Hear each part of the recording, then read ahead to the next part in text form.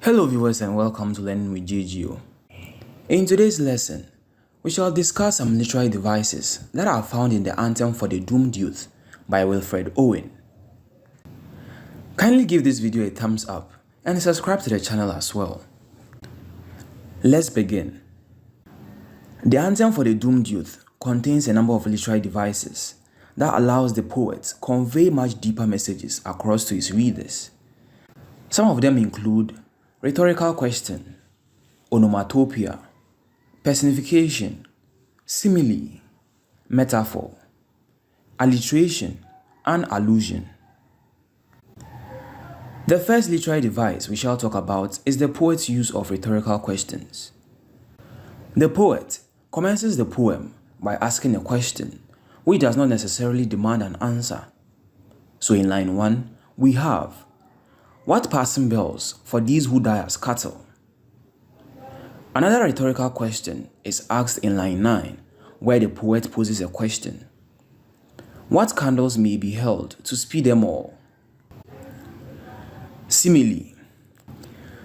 Another literary device the poet employs in the poem is the use of simile.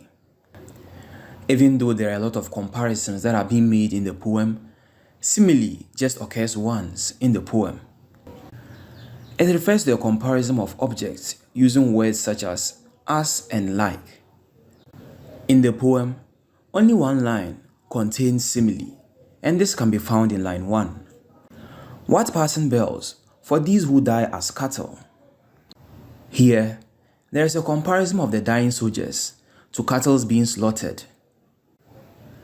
Alliteration.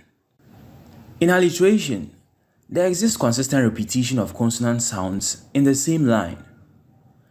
In line 3, for instance, the poet employs alliterative words brilliantly. "Only the stuttering rifles rapid rattle." The repetition of R sounds in line 3 produces an effect to demonstrate the sounds of guns. There is alliteration in line 5 as well, where we find a repetition of N sounds. "No mockeries now for them, no prayers, nor bells." We can also find alliteration in the following lines as well. Line 7, "The shrill demented choir of wailing shells." Line 8, "And buggles calling for them from sad shires."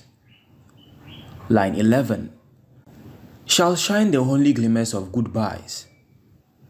Line 12, "The pallor of girls' brows shall be their pall." Line 14, "Any slow dusk, a dawning dawn of blinds." Onomatopoeia. In a poem that is filled with sounds, there surely would be some words that represent some sounds of war and battle. This gives readers an auditory feel of the events present within the poem.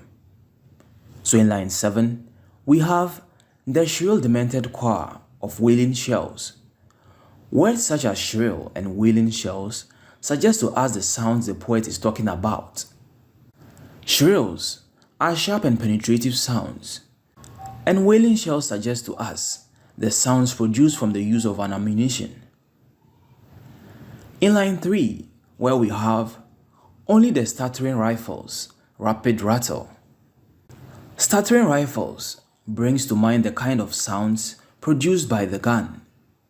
The sounds come in halts and repeated fashion, not in clean flow. Rapid rattle also suggests to us the kind of sounds produced by the disturbing guns. In line 4, we have onomatopoeia, where the poet says, "Can patter out their hasty orisons." Metaphor.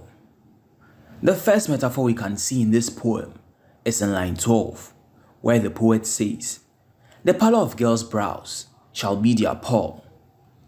As metaphors compare two objects or events very dissimilar in nature, the poet equally compares the pale faces of the soldiers' loved ones to the pall that will be spread on their coffins.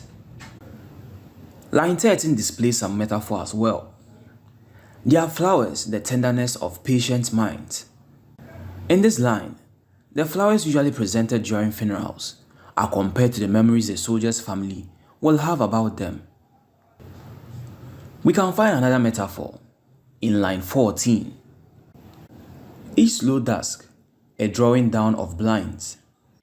There is a comparison in this line of the slow passage of time to the inevitable death of the soldiers in the drawing down of blinds.